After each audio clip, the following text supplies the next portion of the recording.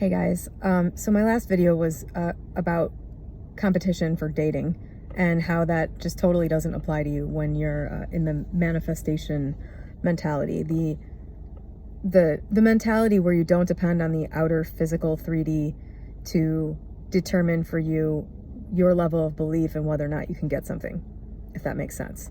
And so I wanted to talk about, I've talked about this. If you watch me from Reddit, you've probably already read this. I think I posted about this on my subreddit. I definitely posted about it on the Neville subreddit. But I wanted to talk about the house that Matt and I recently bought and how this came about. What was there mentally for me, and just the kind of crazy bridge of incidents that happened to make it happen. So it's kind of like story time. And honestly, I can't fully tell you how this happened even. It might be more obvious to somebody on the outside than it is to me from this worldview, it only having been a few months ago. But this is clearly to me a divinely orchestrated bridge of incidents to get me to the thing that I wanted but didn't know how to get. So I lived in a condo. Before I met Matt, I owned a condo outright, which was sort of part of my life plan of getting to a point where I am completely stress-free and able to devote my time to studying whatever I want to study. That's kind of the end game for me. So a big part of that was owning a house outright, a place for me to live. It didn't have to be anything extravagant. So I bought this condo with cash, and it was perfect for me as a single person. And I had neighbors that were good. There were no problems. It was actually in the neighborhood I grew up in, so it was a familiar surrounding. It was just really, it was a good place for me as a single person. But then Matt moved in, and he doesn't have a lot of stuff, but this place didn't have a lot of room. So it quickly became crowded with two people's stuff, which I was willing to just live with because I loved not having any kind of finances to worry about at all in my living situation. It's a mental thing for me. I don't know. It just makes me feel like I have one less survival issue to think about on a day-to-day basis. And so it started getting cramped in there, and then this I don't understand at all. Somebody moved in next door that was a drug dealer and was just making so much ruckus and noise and selling drugs out of his apartment, and the cops had to come like a million times. It was complete insanity. And didn't see it coming at all. It created problems, stressful issues for us for like 6 straight months last year. It was just a nonstop thrill ride. Right after my dad died, while I'm suffering from this back ailment that I had, this thing happens also. It's just like my world was in chaos, basically. So anyway, actually in one afternoon, Matt and I managed to come together on the fact that we wanted him to just get arrested and taken away, and that actually happened less than 24 hours later. So that was interesting. I tend to not believe in instant gratification when it comes to this stuff, but that seemed to happen pretty fast when we both got on board with it. But anyway, after that, somebody else moved in who was making it impossible for us to sleep, making noise all night long right next to where we sleep, and no amount of kind reasoning with this person produced any kind of satisfaction. So here I am. It's November of 2021, and the real estate market is completely insane. I can honestly say, November, October, September last year, the end of last year, is the last time I would ever want to be participating in the real estate market. The prices for things in my town are insane. I can't believe what houses are selling for. It's just, my mom's house is worth so much money. I can't believe it. It's all totally inflated. And whether or not there's going to be a real estate crash, I don't know. But the idea of having to buy something right now just generates in me an utter feeling of being ripped off. Like a year ago, I could have just bought something. It would have been great. But no, the timing made it so that I'm in this situation where basically the only way that what happened was going to happen was if the hand of God came down and stirred the pot and created something for me. And that is what happened. And it happened without me even trying. It definitely happened without me living in the end of already having the house I wanted. The only thing that happened, there is a pivotal moment that I recall very clearly, and that is at one point in, I think, early December, this neighbor was making a ton of noise, and I said to Matt, you know what, I am fully 100% to the point where I want to move. Like, the pain in the ass part of moving that I was making me not care, making me try to stick this situation out, I don't care about that anymore. I don't care about having a mortgage payment if that's necessary. I don't care about it. I just want to move, and I'm fully on board with moving now, but the prices are so insane. I just don't want to buy anything. This sucks. Like, I was kind of like having a bitch fest about this.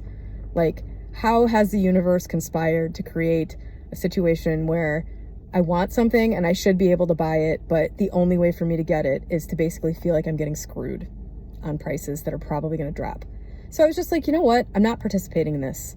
I've been watching people, my friends, my peers, people on Facebook and stuff. A friend of mine last summer bought a house for a lot of money, way more than you would normally pay for that house here. And I was just like, I'm not competing. For every house that goes for sale, there are, like, they don't even have to show it. Like, they just have an open house, 400 people show up and they get 30 offers. That's happening on every house in this town. And I was just like, why even bother? What are the odds that if I go into that situation that I'm going to make an offer and it's going to be the one that gets accepted? And I'm not going to expend my energy, because I don't know why, but just the idea of like imagining my offer getting accepted over and over again, like to try to make that happen. I just don't want to do that. I just didn't want to do it. All I knew was that I wanted to move, and I was ready to do that. And I did not want to compete. I did not want to overpay. And that was about it. I knew I was very clear on what I did and did not want. And that is the only thing I can point to that started this whole process rolling. Because the way it happened, if I had just found a house and bought it after that, I wouldn't be like, oh, I manifested a house. But the thing is, here's what happened. Matt and I were packing our bags to drive 2 states away to visit his family. We literally had backpacks out on the bed, and we were supposed to leave within like the hour to get in the car, drive, and be gone for several days. And as we're leaving, Matt's mom called and told him there's a high wind advisory here. The weather's kind of bad here. Why don't you guys hold off on coming for a couple of days? And so we did. And actually, it turned out later on the news that semis were overturning on the expressway. And it would have been very dangerous. And we didn't know about it on our end because we were too far away to be getting that kind of weather yet. So thank God she was watching and called us, because that would have sucked. But what happened was I ended up then that day, since we weren't leaving to go anywhere, I ended up driving into my office. And on the way to work, I saw a for sale sign going up on a house that's not far from where I lived. And I looked at the house and I thought, I'm sure that is totally, it's a cool house with interesting architecture. And I was like, oh, I'm sure that's another house that's, costs $500,000 for 1,500 square feet. No. And so I didn't even think any more of it. I was just like, oh, okay, another house is going up for sale. That's a cool house. I've driven by it a million times in my life. I like that house. And then that night, the neighbor was making so much noise from 1 a.m. to 4 a.m. when I was trying to go to sleep that I actually got up and started beating on the wall. And I don't do that. I don't try to make a confrontation with people. I try to be really diplomatic if there's a problem. and I was just like pushed over the edge. So I beat on the wall and she stopped making noise and we went to sleep, and that was that. But the next morning, Matt and I were talking about that had happened. He'd heard me beating on the wall from several rooms away, and anyway, he brought that up. We were laughing about it, and for some reason, the thought occurred to me about that house. I mean, obviously, I was thinking, God, I wish we could move. This sucks. And then I thought, oh, I wonder how much that house is. Absolutely no thought in my mind that I was actually going to be able to buy it, or that it was going to be an acceptable price for me to buy it, because the ability to buy it wasn't really the problem. It was more that I did not want to buy an inflated priced house. I look at this house online. It had just gone on, it hadn't even been up. Like, I had seen the sign going up the day before, but they hadn't actually listed it until like hours before I looked at it. And it was within my cash price range. Like, I was able to bring a check to closing. I could not believe this. I saw it. I absolutely flipped out. I called my sister-in-law, who's a real estate agent, and somehow by a stroke of luck, she was nearby. She wasn't doing anything else. She's a very busy person. She's always working on rehabbing houses and stuff, often hours away. She was there. She was able to get us an appointment to see it, not even 2 hours after I saw it online. We went, we looked at it. It was absolutely perfect. Perfect. And not only that, but while I was in it, I just felt like it was my house. The only thing that I can compare the feeling to was when I was first with Matt. I have never experienced anything like this. When Matt and I were first together, I was just like, this is not new. Like, this feels like a relationship that I have already been in for like years. Like, it's that familiar already. It was the same thing with this house. I can't explain it. It was awesome. So naturally I was freaking out because I wanted it so bad. You know, it was just like this a crazy pull towards it. And turned out my sister-in-law was friends with the listing agent. So she was able to get information about, what, if making a cash offer would suffice, over the other offers with traditional financing and stuff. And it turned out that the person selling it was actually very motivated, and the house was listed for, they could have gotten at least $50,000 more for the house based on what I've seen sell in the last couple years. I mean, I was ready to offer over the listing price by $21,000, and my sister-in-law said, just don't do that. Don't do that, because I've talked to the agent, and I think a full price cash offer they'll accept that. So I also saved $21,000. I mean, I have a text message I sent her saying, just bid, X amount. Anyway, so how did that all happen?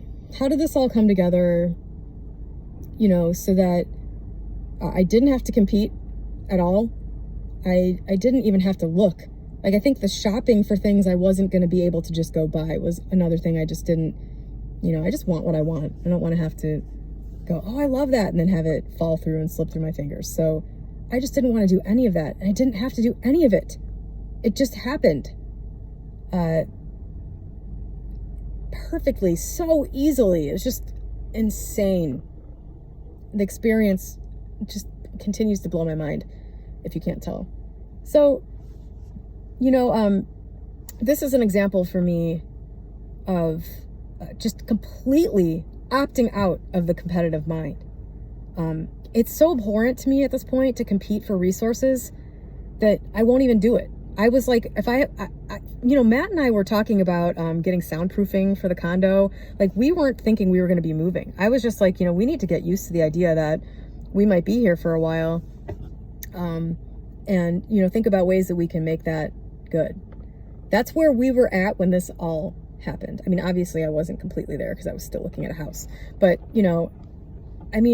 and that also goes to show that you don't have to outwardly just be thinking something is going to happen the way that, you want it to, in order for it to just play out exactly how you would want.